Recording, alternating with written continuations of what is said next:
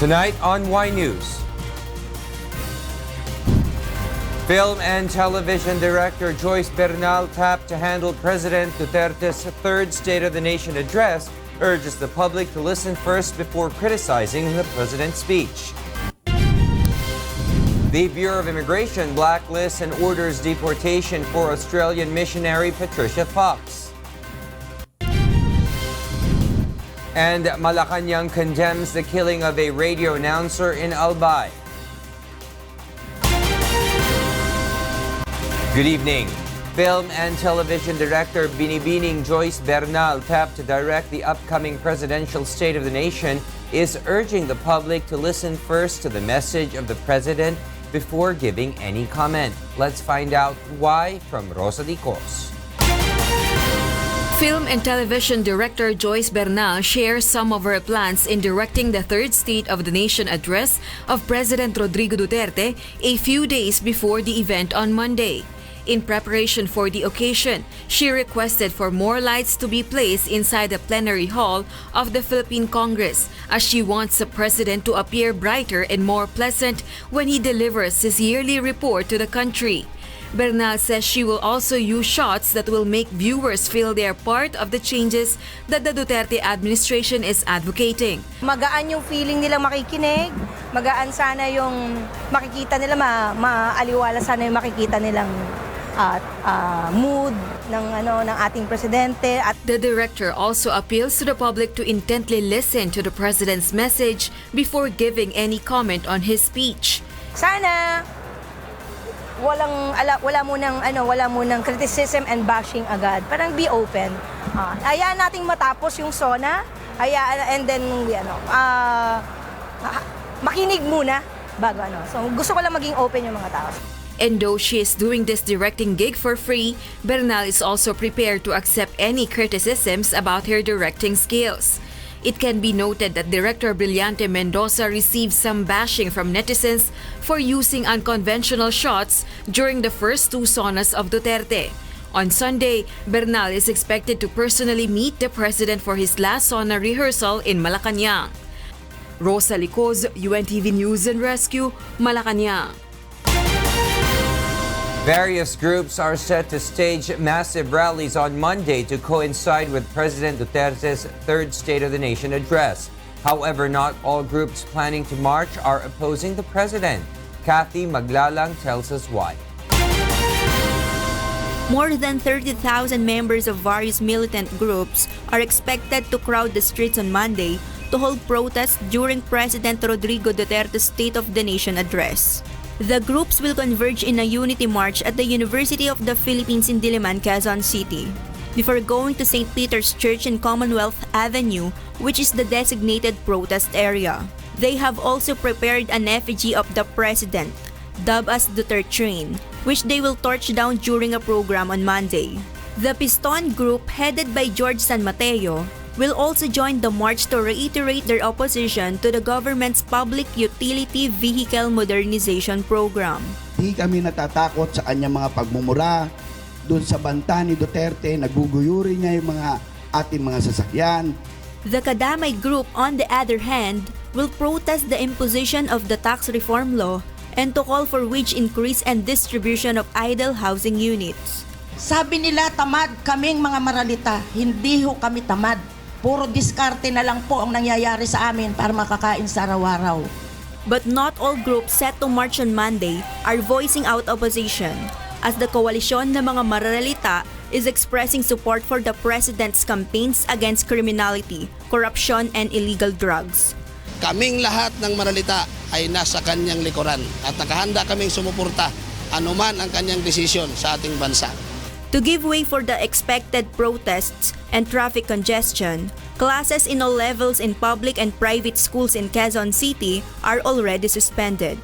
The cancellation of classes is made to observe the SONA of the President of the Philippines.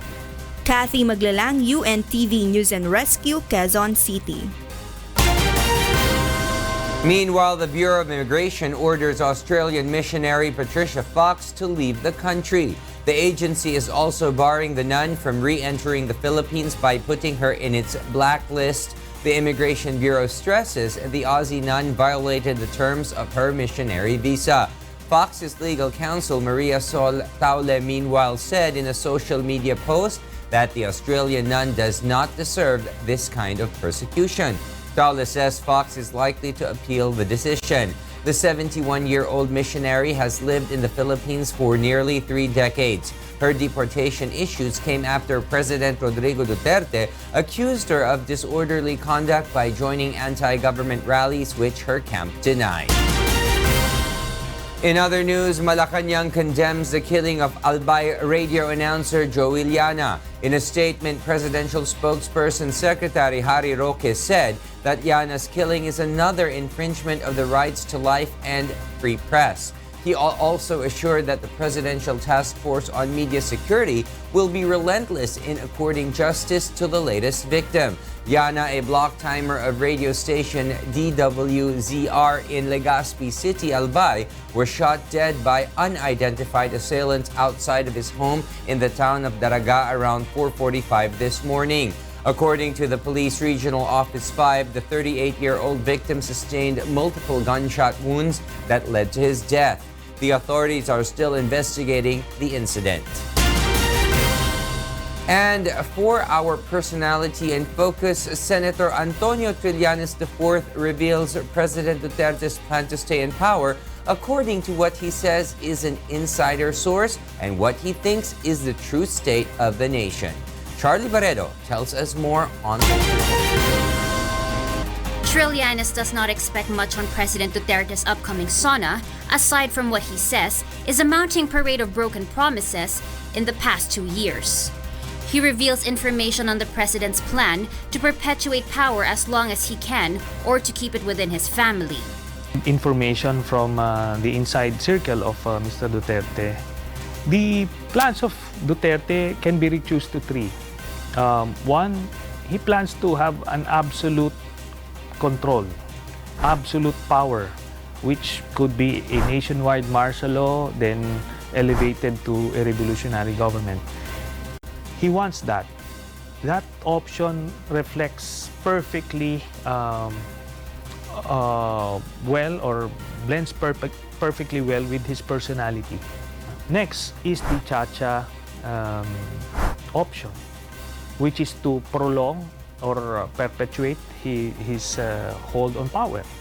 And the final option would be, in case the Plan A and Plan B will not succeed, he will have to field Sara Duterte in 2022 for president to protect his to protect Duterte from the legal culpabilities that he would be faced with. There is nothing to report on the president's third SONA, Trillanes adds, as no achievement was made, evident in the dip of the approval ratings of Duterte. That is why Trillanes believed that Duterte's God comments were deliberate, as well as what he qualifies as state-sponsored recent political killings, reminiscent of the Davao death squad. Duterte was under fire for the anti-God statements that he made, right? Then, the series of killings. For a while, the attention of the people were diverted to these killings because they feel that they are superior in this narrative, that it brings back the narrative to the war on drugs, the anti-crime, etc. So it played so well. Trillanes believes the threat to his own life is imminent, having been named by a former police officer and self-confessed Davao Death Squad member as a target for assassination. Even his government security escorts were recently recalled. But he says he is more worried about the present and real state of the nation. If it's God's will for me to die tomorrow or tonight, then that's going to happen. Why worry about it? Okay, sir. Charlie Barredo, UNTV News and Rescue, Philippines. Elements Music Camp alumni and mentors are set to reunite on Saturday. Leslie Longboen tells us why.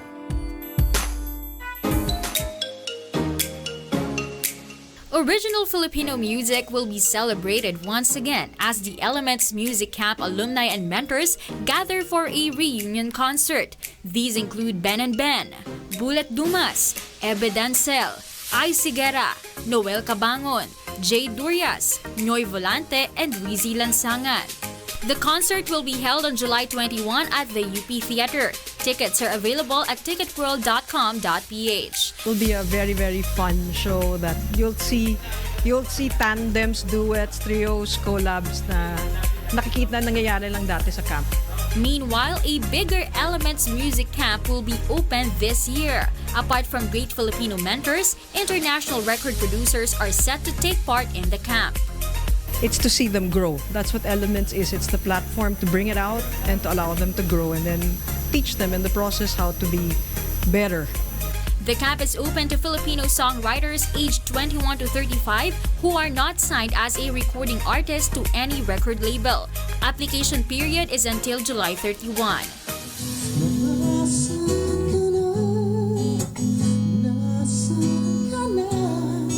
Leslie Longboan, UNTV News and Rescue, Philippines. Welcome back to Y News, and here are the headlines. The Department of Transportation to roll out another batch of modern jeepneys. 5 presidential communication operations officials facing probe and sanctions over questionable procurement for 2017 ASEAN Summit. And the National Telecommunication Commission cuts down interconnection rates for voice calls and text messages. Authorities beef up the security within the outside the Batasan complex in preparation for the State of the Nation address of President Rodrigo Duterte on Monday. Security organizers also advises the president not to face the protesters again. Grace Casin tells us why. The authorities are setting up the security plans to be implemented on the day of the State of the Nation address of President Rodrigo Duterte. According to House Sergeant-at-Arms Lieutenant General Roland Ditabali, they are preparing for all possible scenarios, though they have not monitored any threats related to the president's security. Security organizers are also advising the president against facing the protesters again like he did in last year's SONA. Lieutenant General Ditabali says lawless elements and rebels might mix in with the crowd and harm the president if he chooses to talk to the demonstrators. If we look at history, the Plaza Miranda bombing was done by the CPP-NPA. No? So, possible na kasama dun sa guests or dun sa mga nanonood dun, the innocent people and some of their people, and that they can sacrifice their own people just to achieve their purpose. The House Security says police and military special forces will also be deployed around the Batasan complex. Earlier, a simulation was conducted to test their response in case of an assassination attempt. They also launched a drill on bombing, chemical attack, and other forms of terrorism. Pero dito sa loob, we are confident na mahirapan pumasok yung equipment na or explosives or other equipment na pwedeng manggulo. The program for SONA has also been finalized with Tagum City Choir chosen to sing the national anthem. A child will also lead the opening prayer this year, which is a deviation from the traditional heads of religious sectors. SONA organizers are also expecting around 3,000 attendees. SAN's former President Noynoy Aquino and Supreme Court Acting Chief Justice Antonio Carpio who declined their invitation. The Acting Chief Justice said that I don't think he's parang they declined or they sent their regrets because parang I'm not sure of the reason, maybe impropriety na ano. Grace Casin, UNTV News and Rescue, House of Representatives. Public commuters across Metro Manila and Iloilo will be able to ride the modern jeepney units beginning next week. Joanne Nano will tell us why. The Department of Transportation rolls out additional 150 modern jeepney units just a few days before President Rodrigo Duterte delivers his third State of the Nation address. These units will be ready to accept commuters across Metro Manila and Iloilo Province by next week. The modern jeepneys will specifically ply the routes from Senate to Vito Cruz and LRT Buendia, Bagong Bayan Taguig going to Pasig via San Joaquin. Several units will also be deployed to pick up passengers along Guadalupe BGC to Fort Bonifacio Gate 3 and parts of Iloilo Province. Commuters will only have to pay 10 peso minimum fare and 2 pesos for succeeding kilometers. The 150 units will be added to the first 50 jeepneys previously launched by the DOTR. Transportation Undersecretary Tomas Orbos is confident that public commuters will choose to ride in these modernized jeepneys than the old models. Pag nakita mo na itong 200 na to na tumatakbo sa kalye, kung ikaw ang pasahero, pipiliin mo pa ba yung luma at saka yung bulok at saka yung delikado yung buhay mo? Pupunta ka dito. Ayan po ang magtutulak sa pagbabago, taong bayan. Those supportive of the government's thrust to modernize public transportation, Alliance of Concerned Transport Organization President Efren De Luna still appeals for the gradual implementation of the project. Huwag naman natin alisin ang mga tinatawag na kapangyarihan ng mga individual na operator. Ay pwedeng pagsamantalahan yan ng mga malalaking kumpanya. While according to LTFRB member Attorney Aileen Lizada, a lot of jeepney operators have expressed their interest to shift to using the modern jeepneys.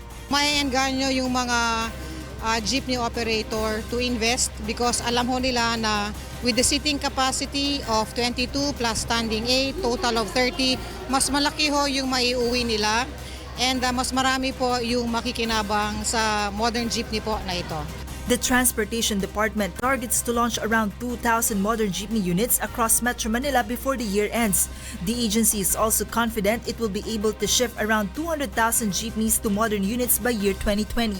Joanano, UNTV News and Rescue, Manila. The National Telecommunication Commission reduces the interconnection charges on text messages and voice calls. Victor Cosara explains why in this report. Mobile phone users will soon enjoy lower rates after the National Telecommunication Commission cuts down the interconnection fees for voice call and text messages. In a memorandum signed by the NTC, the interconnection charges would be reduced to 50 centavos per minute for calls and 5 centavos for text messages. Previous rates were 2 pesos and 50 centavos per minute for calls and 15 centavos for text.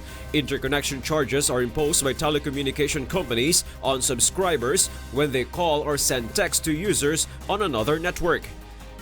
Bumaba yung binabayad ng one network operator to the other network operator. Bumaba yan. So in-expect na yung kanilang mga offer ngayon na say 80 minutes voice for a certain amount, halimbawa 200 pesos, baka yan bumaba, in-expect na bababa yan, or tataasan yung volume, imbis na 80, gawin nila 100, 200 minutes for the same price. According to NTC Deputy Commissioner Edgardo Cabarrios, the telcos did not object the reduction of the charges. However, they proposed for a 2-year glide path for voice calls, citing expected revenue losses. The agency says their primary concern for this order is to lower the cost for subscribers. At present, there are 130 million active SIMs in the country, but the NTC says the new rates will mostly benefit around 22 to 25 million 2G phone users. The new rates will take effect 15 days after the memorandum is published in newspapers. Victor Cosare, UNTV News and Rescue, Philippines.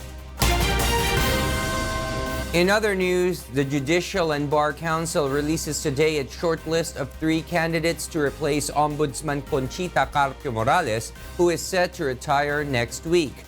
The list includes Supreme Court Associate Justice Samuel Martires, Ombudsman Special Prosecutor Edilberto Sandoval, and lawyer Felito Ramirez. Martires is reportedly the frontrunner for the ombudsman post after gathering 6 votes from the JBC, while Sandoval got 5 and Ramirez 4. Earlier, 11 Supreme Court justices voted that Martires be endorsed to the JBC as Morales' replacement. President Rodrigo Duterte is expected to choose from the list, which was already transmitted by the JBC earlier. 5 Presidential Communication Operations Office or PCOO officials are currently under probe over questionable procurement activities for the Philippines chairmanship of ASEAN Summit 2017. The Commission on Audit has recommended the filing of charges against PCOO officials who awarded contracts to service providers without following the process stated in the Government Procurement Act. The contracts with suppliers that are being questioned include handmade soaps, printing power bank supplies, contracts, as well as rental of vans and information technology equipment. The investigation will be made public, and also COA also has the option to have it investigated by the Office of the Ombudsman if it decides to. But definitely, insofar as the PCOO is concerned, we will conduct our investigation and we will penalize people who violated any procurement laws. The Commission on Higher Education opposes calls to suspend the implementation of the tax reform law, citing its possible effects to the government's free college education program. Ray Pelayo tells us why.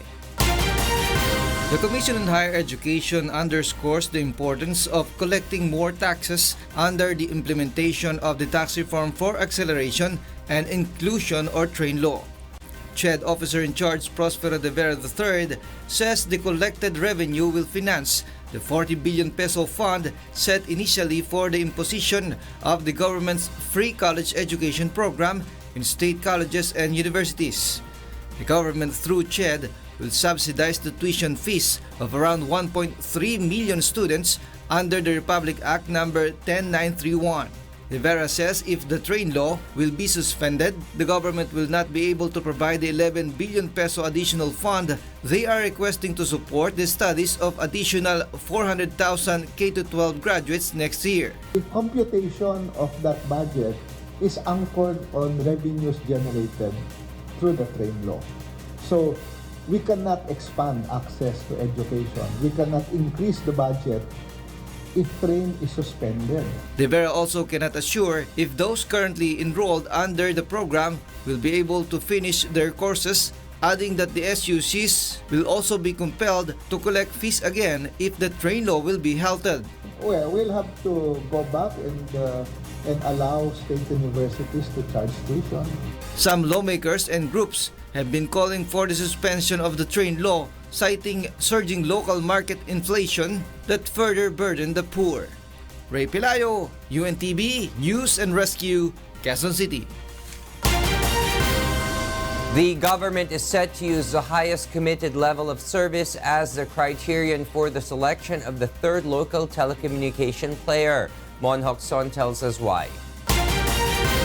After months of deliberation, the Department of Information and Communications Technology and the Interagency Oversight Committee have agreed to use the highest committed level of service or HCLOS method for the selection of the third player in the local telecommunications industry. The oversight body is composed of the Department of Finance, the Office of the Executive Secretary, and the Office of the National Security Advisor. With this, the DICT is now free to work on the final terms of reference and its official publication. Under the HCLOS method, the new telco will be selected for its population coverage, minimum average broadband speed, and annual capital and operating expenditure over a 5-year commitment period. The new telco will be monitored by the DICT for 5 years to assure that they will provide what they have committed. A hefty fine will await them if they fail to deliver. The agency, however, clarifies that the government will still collect revenues through the spectrum user fee imposed by the National Telecommunication Commission. The SUF can answer what the auction hopes to achieve, no? And in fact, it can be, the auction will be just a one-time revenue. Pero itong SUF can be a revenue forever. Every year magkakaroon yan. After this, the DICT plans to select a fourth telco player if the need arises. 5 years is enough for a telco to really take fruits, no? So parang talagang didiligan namin yan and babantayan namin just to ensure na sila yung standard na hinumit nila, no, will be followed. DICT USEC Eliseo Rio also hopes they will be able to name the third major telco player this year once the guidelines are approved. The new telco player will be fully operational with a substantial number of subscribers by the end of the year 2019. President Duterte had originally wanted the new telco to be up and running last March, citing the urgency to get another player to counter the poor services rendered by the two existing telcos. Mon Hokson, UNTV News and Rescue, Quezon City. The UNTV holds an unannounced fire and earthquake drill for its employees earlier in preparation for possible major disasters. Aiko Miguel will tell us why. A loud siren reverberated inside the UNTV building at exactly 9 this morning. The employees, though startled by the shrill alarm, immediately ducked and took cover before their respective team leaders piled and led them to the emergency exits. Scenarios depicting fire with trapped victims was also presented in the 4th floor of the building. Rescuers were able to save the so-called victims and cleared the building within 17 minutes. According to UNTV executives, this is the second unannounced shake drill within its offices. This is to check the responsiveness and preparedness of the employees in times of calamities. Kaya nga ito yung unannounced for them not to, baka totoo na to, di ba? And I hope ginagawa rin ito ng iba pang mga building owners, yung mga administrators ng buildings, for them to be, for them to realize na meron talagang kailangan na ganitong paghahanda. Ang ayaw natin yung ikaw yung i-rescue, di ba? We're trying to minimize any kind of casualty that going to happen just in case dumating yung the big one. I think in terms of time of responding, medyo kinakailangan tayong mag-improve doon. Sinusuportahan namin anumang initiative o gawain sa kahandaan para masiguro natin na tayo handa sa mga ganitong sakuna. The UNTV rescue team also strives, with the guidance of Kuya Daniel Razon, to intensify the employees' preparedness, be of more help to others, for they have all underwent rescue training. Sa laging sinasabi ni Kuya na ang UNTV, halos lahat ng empleyado or lahat ng empleyado ay sinikap ni Kuya Daniel na mapaturuan ng paglalapat ng first aid.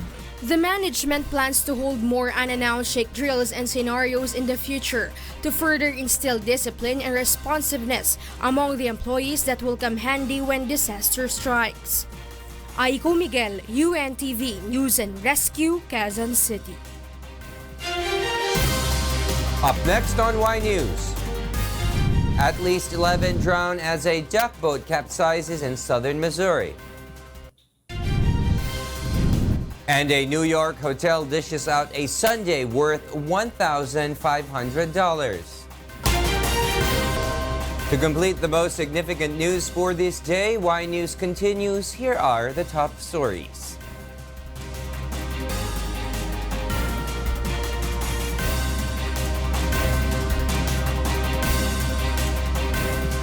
Australian missionary Patricia Fox will appeal the order of the Bureau of Immigration for her to leave the country.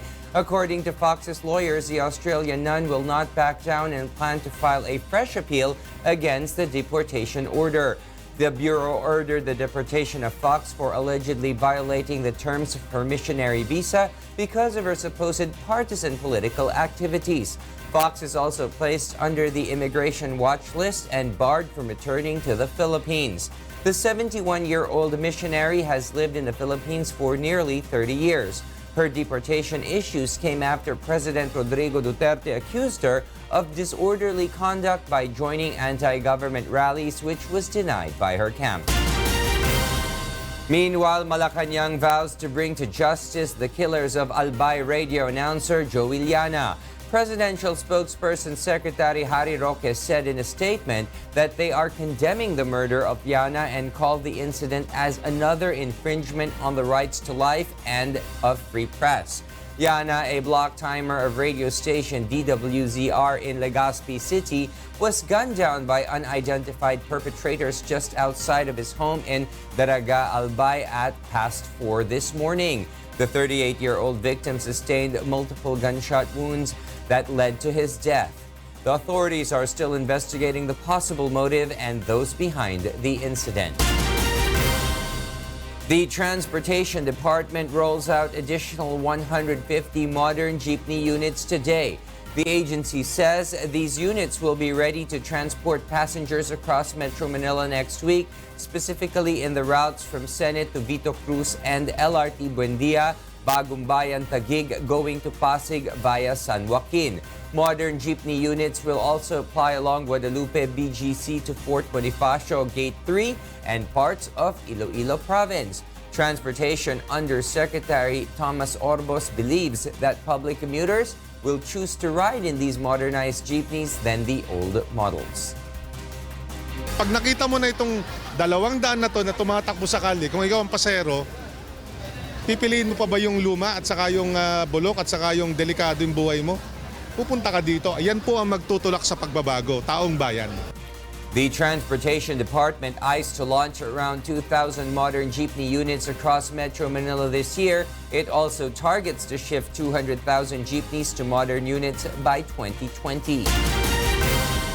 The National Telecommunication Commission orders the local telecom companies to reduce their interconnection fees for voice call and text messages.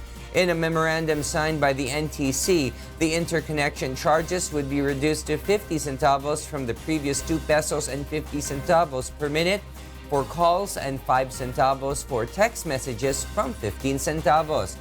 Interconnection charges are imposed by telecommunication companies or subscribers when they call or send text to users on another network. The new rates will take effect 15 days after the memorandum is published in newspapers. Kasi bumaba yung binabayad ng one network operator to the other network operator. Bumaba yan. So in-expect na yung kanilang mga ino-offer ngayon, baka yan bumaba. In-expect na bababa yan or tataasan yung volume. Imbis na 80, gawin nila 100, 200 minutes for the same price. Meanwhile, the Presidential Communications Operations Office, or PCOO, is currently probing 5 of its officials accused of engaging in anomalous procurement deals for the Philippines' chairmanship of the ASEAN Summit 2017.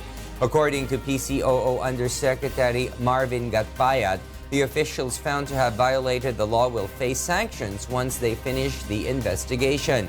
The probe comes after the Commission on Audit recommended the filing of charges against the officials who awarded contracts to service providers without following the government procurement process. The contracts being questioned include handmade soaps, printing, power bank supplies, contracts, as well as rental of vans and information technology equipment.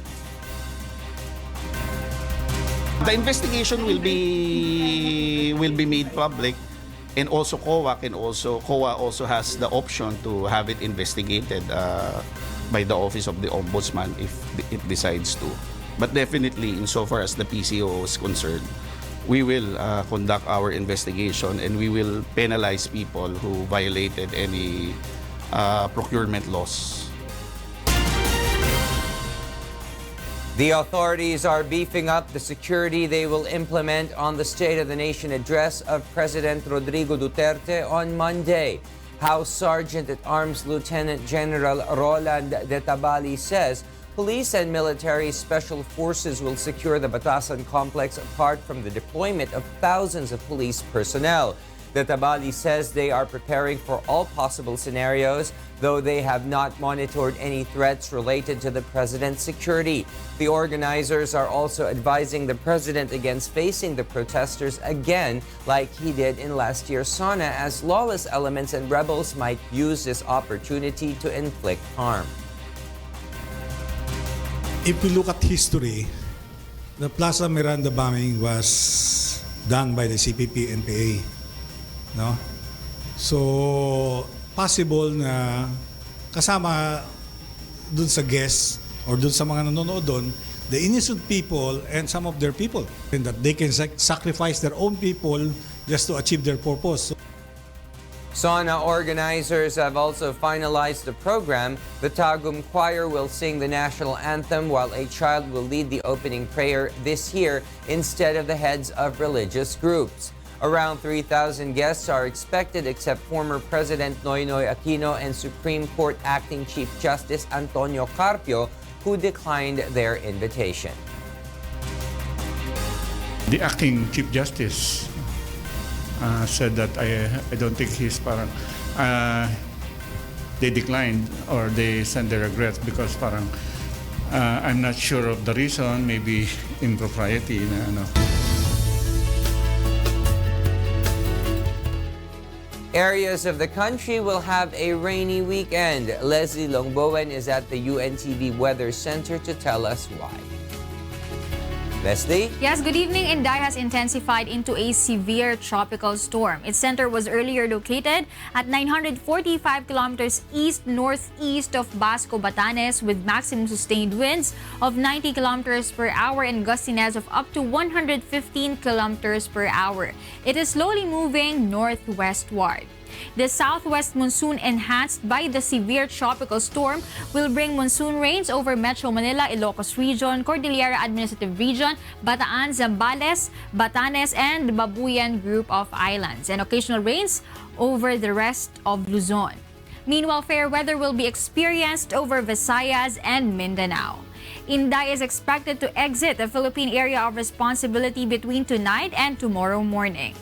Sea travel remains risky over the western seaboard of northern and central Luzon. Forecast shows Metro Manila's temperature tomorrow will range from 23 to 29 degrees Celsius, 16 to 19 degrees Celsius in Baguio City, 25 to 33 degrees Celsius in Metro Cebu, and 26 to 33 degrees Celsius in Metro Davao. Tomorrow, the sun is expected to rise at 5:36 in the morning. That's our weather forecast. Back to the studio. Thank you very much, Leslie Longbowen from the UNTV Weather Center.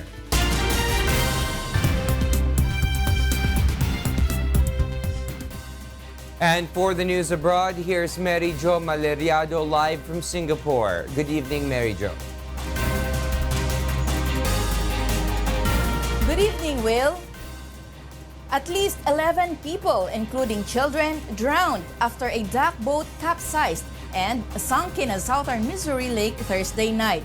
Media reports say at least 5 passengers were missing as of late Thursday. The Southern Storm County Fire Department says multiple agencies responded to a mass casualty incident involving a tourist-type boat on Table Rock Lake around 7:12 p.m. Central Time. At least 7 people were hospitalized. 2 adults were in critical condition and the others were treated for minor injuries. Reported strong wind gust was believed to have caused the boat to flip. Multiple dive teams from a number of law enforcement agencies were assisting in the rescue and recovery efforts.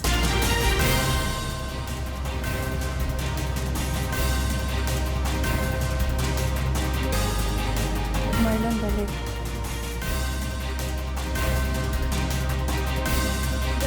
The Peru Supreme Court has resigned amid a widening corruption scandal that has rocked the country's judicial system. Duberly Rodriguez's resignation follows the release of audio tapes last week, suggesting sentences could be bought and judicial influence paid for. Orlando Velasquez, the president of the National Council of the Magistrature, has also resigned, while Justice Minister Salvador Heresi was forced to step down on Saturday. Mr. Heresi was recorded arranging a meeting with a Supreme Court Judge Cesar Hinostroza Pariachi, who seemed to be offering to sell favors. Both men have denied any wrongdoing. Berlin police confiscates over 70 properties allegedly owned by an organized crime group.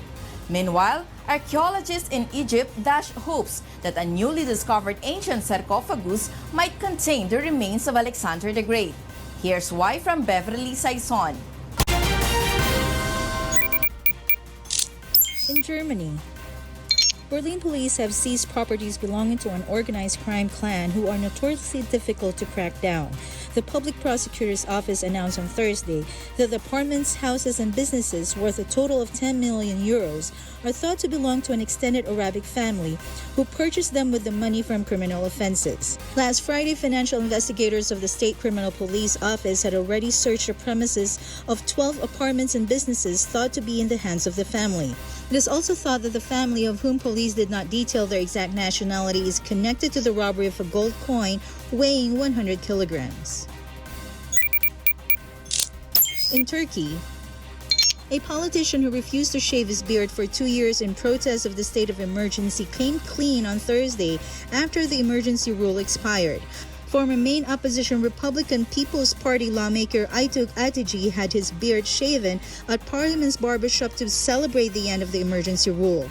Since the emergency rule was declared, more than 150,000 civil servants have been purged and 77,000 people suspected of links to the attempted coup have been charged in a crackdown criticized by rights groups and Turkey's Western allies.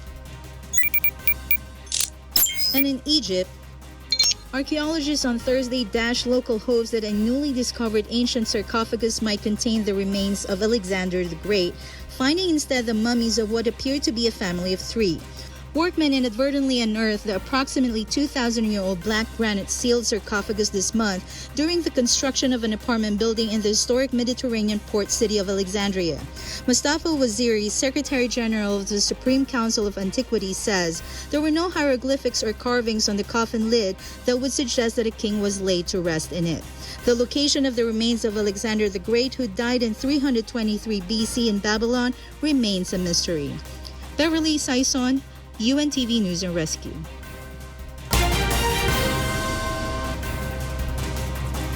And those are the news from other parts of the globe. Back to you, Will.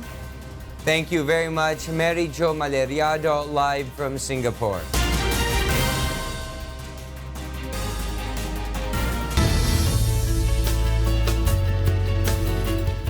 A New York hotel prepares a lavish, decadent dessert in time for the Labor Day in May, but some sweet-toothed patrons could not wait that long to sample the treat. Here's why from Leslie Longboy. A hotel in New York serves up an opulent $1,500 sundae called Bear Extraordinaire. The sundae is made up of vanilla ice cream on top of a black truffle crumble topped by a champagne sauce, all inside a white chocolate shell hand-painted with strokes of red, green, and yellow-colored cocoa butter. It's covered with gold leaf and silver flakes. Spun sugar in the shape of a nest rests on top of the whipped chocolate shell with fondant butterflies and edible flowers adorning the creation. The sundae comes in a honeycomb design porcelain base and crystal top in the shape of a bear that customers can take home. Otherwise, the sundae itself is $300. According to pastry chef Rosario Wakabayashi, it took her about a month to come up with the creation. We've been testing, that's why it took so long. Bear Extraordinaire debuted in mid-July and will be available through Labor Day, but according to the hotel staff, there have already been a few orders for the decadent dessert. Divine, exquisite. May I eat it all? Yeah. Leslie Longboan, UNTV News and Rescue.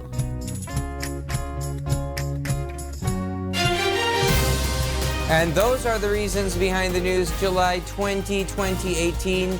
I am William Thio. Because we need to know, we will always ask why. Good evening.